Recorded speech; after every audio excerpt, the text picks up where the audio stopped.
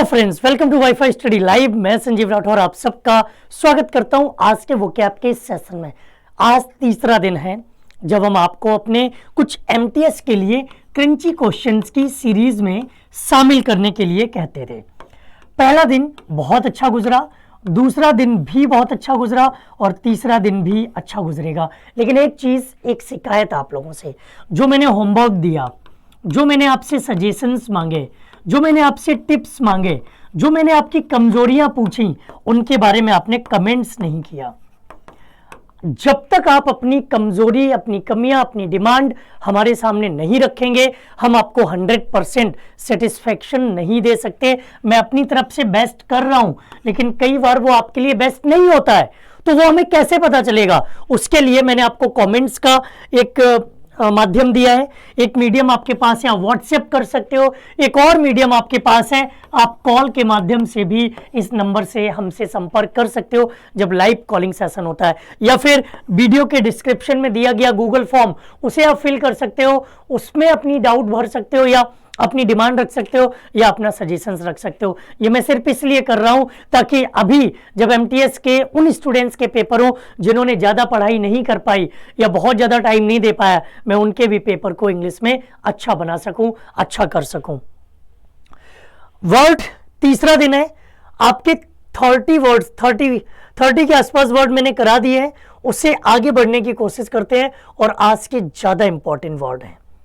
2 दिन मिलाकर मैंने 15 वर्ड आपको करा दिए थे। आज उससे आगे बढ़ते हैं। क्या कह रहा है?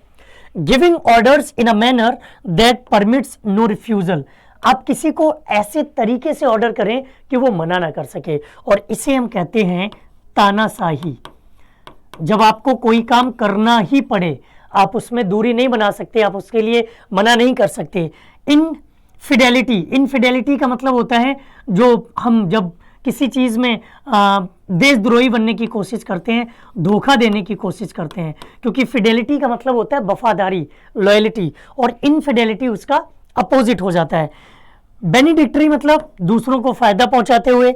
एडल्टरस मतलब जो ऐसे ऑर्डर्स हो जिनको एक पर्टिकुलर एज वाले लोग मान सकें, हर कोई ना मान सके। बट इसका आंसर आपका क्या है? डिक्टोरियल, तानाशाही दिखाना। अगला वर्ड है स्टडी ऑफ डिजीजेस। इसे क्या कहते हैं? टेलीपैथी, पैथोलॉजी, एंटीपैथी या इम्पैथी। बात करें अगर हम लोग किसी के अध्ययन की, अध्ययन के लिए ये रूट वर्ड यूज होता है लॉजी। ये आपका रूट है और हमेशा यूज होता है। जियोलॉजी, बायोलॉजी, ये पैथोलॉजी, सीस्मोलॉजी, सबके साथ लॉजी आएगा तो वो अध्ययन की बात करेगा।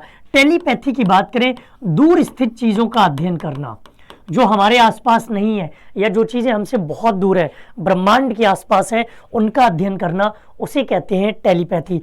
एंटीपैथी का मतलब होता है किसी काम को बेमन से करना, बिना मन से करना, बिना इच्छा के करना। और इम्पैथी की बात करें, किसी के प्रति सहानुभूति दिखाना, किसी के प्रति सिंपैथी दिखाना। अगला वर्ड है a musical performance given in public. जब पब्लिक में कोई म्यूजिकल परफॉर्मेंस दी जाती है तो उसके लिए हम यूज करते हैं कंसर्ट। ये हो गया जो समूह होता है, गायकों का समूह, गाना गाने वालों का समूह, उसके लिए इस वर्ड का यूज करते हैं।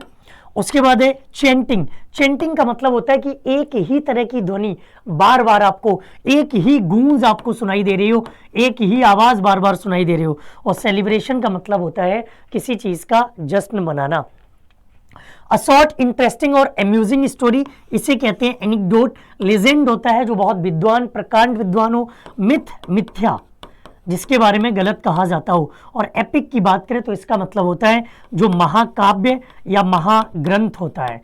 या तो महाकाव्य कहेंगे या फिर हम इसके लिए महाग्रंथ वर्ड का यूज करेंगे। नेक्स्ट आपके सामने an instrument used for measuring atmospheric pressure, जो वायुमंडलीय दाब को नापता है। वायुमंडलीय दाब, इसको नापने की बात करेगा तो इसे हम कहते हैं बैरोमीटर। ये हमारे फीवर, हमारे टेम्परेचर को मापता है। स्टेथोस्कोप, आपने डॉक्टर्स को देखा होगा गले में लटकाए रहते हैं। सिएस्टा, किसी नींद ले लेना, जब आपको नींद आ रही हो और झपकी ले लेना। और इक्विनिक्स की बात करें, किसी को मिश्रण बनाना, किसी चीज को मिक्स करना। नेक्स्ट है अ सिस्टम और ऑफ सोसाइटी और government in which men hold the power and women are largely excluded from it, जहां पर सत्ता सिर्फ पुरुषों के हाथ में हो, जिसे हम कहेंगे पुरुष प्रधान, पुरुष प्रधान सत्ता। तो इसके लिए हम कह सकते हैं मैट्रियार्की, ये तो माता पिता का हो गया, ये कहलाता है आपका पैट्रियार्ची, जहां पर पुरुषों के हाथ में सत्ता होती है। ये हम कह सकते हैं मम्मी के हाथ में सत्ता या महिला के हाथ में सत्ता, महिला सत्तात्मक कहते हैं इसे, ये पुरुष सत्तात्मक कहलाता है। इसका मतलब होता है जब पुरुषों की ज्यादा सुनी जाए या पुरुषों के बारे में पुरुषों की अधिकता हो। मैस्कुलिनिटी मतलब पुरुषों की अधिकता, बड़ी इंपॉर्टेंट वर्ड है, बड़ी लॉजिकल देसी भाषा में यूज होने वाले और जनरली यूज करने वाले वर्ड हैं ये। और पैट्रिनियल की बात करें जहां पर पुरुषों के बारे में ज्यादा यूजफुल चीजें हों। अ person who love supports and defends his country, इसे कहते हैं देशभक्त, हिंदी में कहते हैं पैट्रियट, सॉरी हिंदी में कहते हैं देशभक्त और इंग्लिश में कहते हैं पैट्रियट। ड्रीमर सपने देखने वाला, लवर प्रेमी, फेलोमैन किसी की बात को मानने वाला, किसी के अकॉर्डिंग चलने वाला। अगला वर्ड है अनेबल टू वॉक और मूव, एक ऐसा इंसान जो चल ना पाए, मूव ना कर पाए, उसे कहते हैं क्रिपल, अपंग या दिव्यांग। अपंग भी कह सकते हैं और इसके लिए हम दिव्यांग भी कह सकते हैं। हील का मतलब होता है किसी के घाव को भरना, किसी को फायदा देना, और ब्लाइंड का मतलब होता है अंधा। डम की बात करें तो डम का मतलब हो जाता है गूंगा। इसी से मिलता जुलता वर्ड है डीफ, डीफ का मतलब होता है बहरा, जिसे सुनाई ना देता हो। अगला वर्ड है one who looks at the bright side of things, इसे कहते हैं ऑप्टिमिस्ट, जो आशावादी रहता है, जो ऑप्टिमिस्ट रहता है उसके लिए इस वर्ड का यूज करते हैं। पेसिमिस्ट कहलाता है निराशावादी, जो निराशा से घिरा होता है। एथीस्ट, एथीस्ट कहते हैं जो भगवान को ना मानता हो, नास्तिक, और जो भगवान को मानता हो उसे कहते हैं आस्तिक। नेक्स्ट अगला वर्ड है लैंड बिसाइड अ सी, समुद्र के किनारे की जो भूमि होती है, जो जमीन होती है, उसे हम कहते हैं कोस्ट। आइलैंड ये आपका द्वीप समूह होता है। आर्क्योलेग जो चारों तरफ से पानी से घिरा हो। पेनिनसुला ये भी आपका लगभग चारों तरफ से पानी से घिरा हुआ होता है। द साउंड मेड बाई अ हैन, मुर्गी के द्वारा जो साउंड आता है उसे कहते हैं क्लक। क्वैक किसी चीज को रगड़ने पर आता है, ये कोई सुटेबल वर्ड नहीं, और स्क्वैक कहते हैं बतखों के चिल्लाने के लिए। अगला वर्ड है woman who is the head of the family, अभी मैन वाला आया था, अभी आपके सामने वुमन वाला है, और इसे हम कहेंगे मैट्रियर्स। पैट्रियर्स जहां पर पुरुषों की प्रधानता हो। मोनोगैमी जब कोई औरत एक शादी करती हो। पॉलीगैमी जब कोई व्यक्ति एक से ज्यादा शादियां करता हो, उसे पॉलीगैमी कहेंगे। Something that can not be avoided, एक ऐसी चीज जिसे अवॉइड नहीं किया जा सकता, और उसे कहते हैं इनिविटेबल, जो परम आवश्यक हो, जो चीज बहुत जरूरी हो, जो चीज बहुत इंपॉर्टेंट हो। इम्पॉसिबल असंभव। इनटॉलरेबल जिसे हम बर्दाश्त ना कर सकें। इनपेरेबल जिसे हम बराबरी पर ना ला सकें या जिसकी बराबरी ना की जा सके। अगला वर्ड है ब्राइटन विद लाइट, लाइट से एकदम चमकदार बना दीजिए, तो इसे कहते हैं इल्यूमिनेट। इल्यूस्ट्रेट किसी चीज का एग्जाम्पल देना। टर्मिनेट किसी चीज का अंत करना, और सेलिब्रेट का मतलब होता है किसी चीज का जश्न मनाना। A vehicle used to carry a dead body, इसे कहते हैं हेर्स। कॉफिन होता है कफन। टॉम हो जाता है मकबरा, और ग्रेप कहते हैं कब्र को। अगला वर्ड आपकी स्क्रीन पर the sound made by a snake, इसे कहते हैं हिस। कू कोयल के द्वारा। मो बिल्ली के द्वारा। बज मधुमक्खी के द्वारा, ये मक्खी का साउंड है। और ये साउंड बेबी फ्रॉग पहली शिफ्ट में पूछा गया था। इस तरह के क्वेश्चंस आ रहे हैं तो इन पर थोड़ा फोकस बना के रखना। To walk unsteadily as if about to fall, कोई इंसान ऐसे चल रहा है जैसे वो अभी गिर जाएगा, अभी तुरंत वो गिरने वाला हो, इसके लिए हम यूज करते हैं स्टैगर। ये टहलना हो गया। टहलना, ये आपका स्टाउट तेज दौड़ना। स्ट्राइड हो गया एक जगह पर रुककर चलना। A group of vehicles travelling together, typically one accompanied by armed troops, जब कई सारे वाहन निकले एक साथ, उसे हम कहते हैं कॉन्वॉय।